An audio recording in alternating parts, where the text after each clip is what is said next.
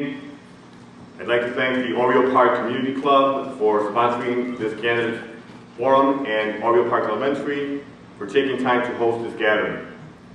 I'd also like to thank the other candidates for participating in this forum. My name is Richard Gonzalez. I'm very excited to be running for candidate of Alderman of the 41st Ward. It's a place my family has called home for the last 30 years. My family came to this country in search of economic opportunity, better schools, and safer neighborhoods. And many found those things right here in the 41st Ward. In that span of time, I'm proud to say that over 20 members of my family have served this community as police officers, firefighters, and members of the armed forces. Public service has always been a major part of my family's story, and I would never have been able to think about running for public office without their years of guidance and love. Folks, the city of Chicago is at a crossroads, and the choices are clear. It's change versus more of the same. Your next alderman will have to make some very, very tough choices on a variety of issues and just about every facet of the city's budget. Many of these choices have been put off for many years. I'm talking about schools, public safety, economic development, infrastructure improvement, and essential city services, all at a time when we are suffering through the worst economic recession since the Great Depression. Working our way through these tough times will not be easy, but I am confident that our best days lie ahead of us if we can take advantage of this great opportunity to elect a new city council and, of course, a new mayor. I believe that your job as a voter will be to select a candidate that you think has the strength, the experience and qualifications to get the job done, and I'm very confident that I fit that profile. As many of you know, I am a sergeant and 18-year veteran of the Chicago Police Department.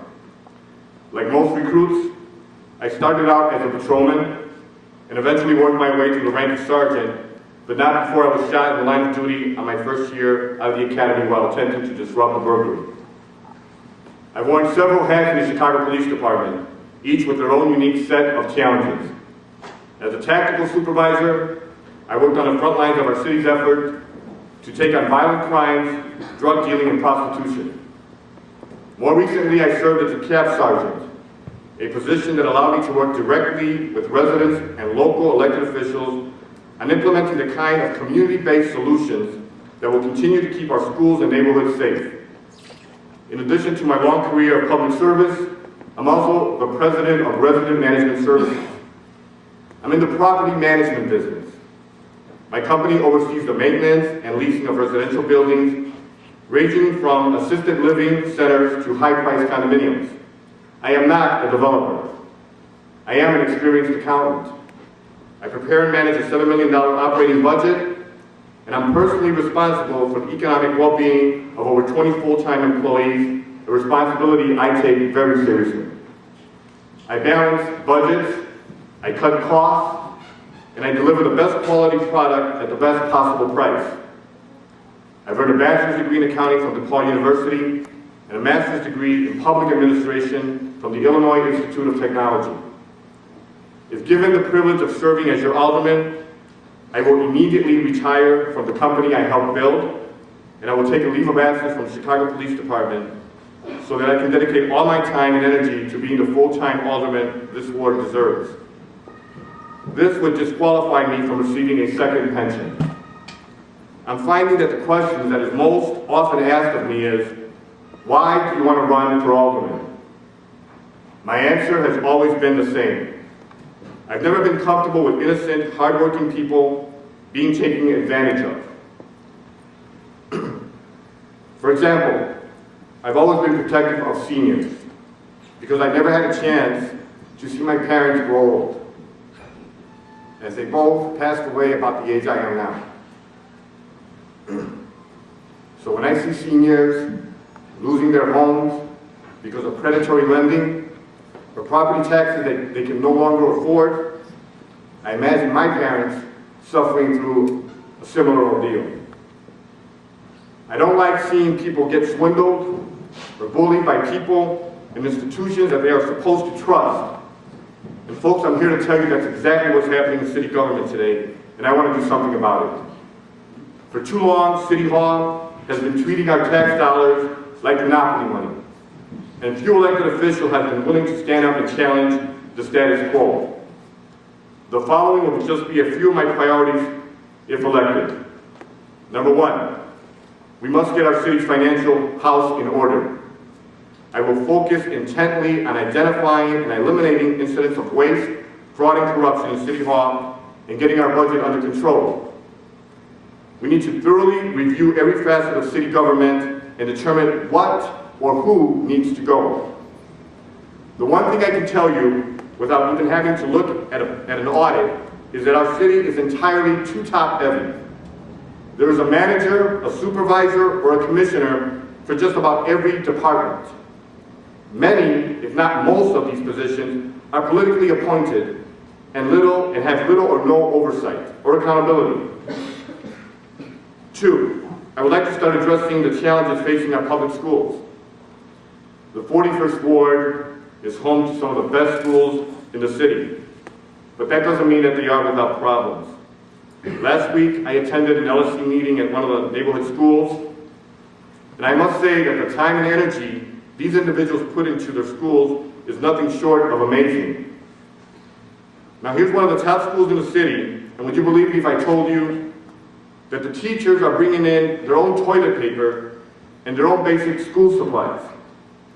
Time and time again, we continue to ask the schools to do more with less.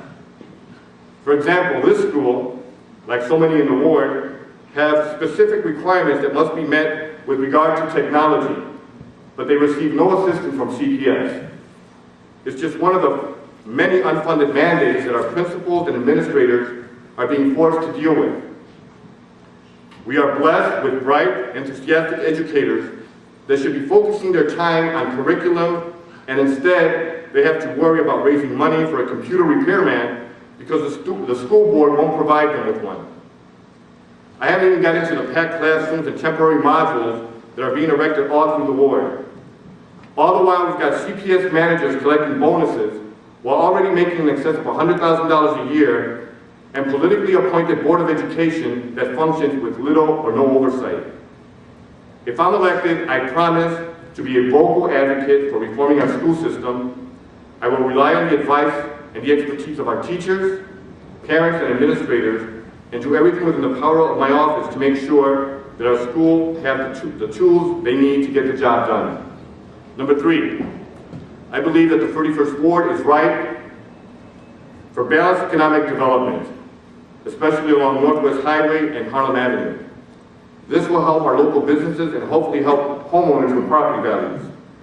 We need to attract more restaurants and retail stores so that we can compete with Rosemont. Why should we lose out on all that tax revenue when we are so close to the airport, to the highway, to the Metro and the CTA stations? I will work closely with local business chambers and devise a master plan that will spur economic growth within the surrounding community after extensive feedback and participation from local residents. Most important to me is that the 41st Ward preserves its suburban-like character. This city and state offers a number of tax incentives and rebates for economic development, and when I'm alderman, I will leave no stone unturned. 4, I am committed to strengthening and reforming our police and fire departments. These dangerous staffing shortages that currently exist within these departments are putting the lives of our men and women in uniform at risk, and I want to do something about it. I am opposed to sending away our police officers to other parts of the city simply because I feel residents are entitled to the adequate amount of police and fire protection. I know we pay more than our fair share of taxes. Now, there isn't enough time this evening to touch on every single issue, but I encourage you to visit my website at www.richardforchicago.com for more information on my views on a variety of issues. Thank you very much.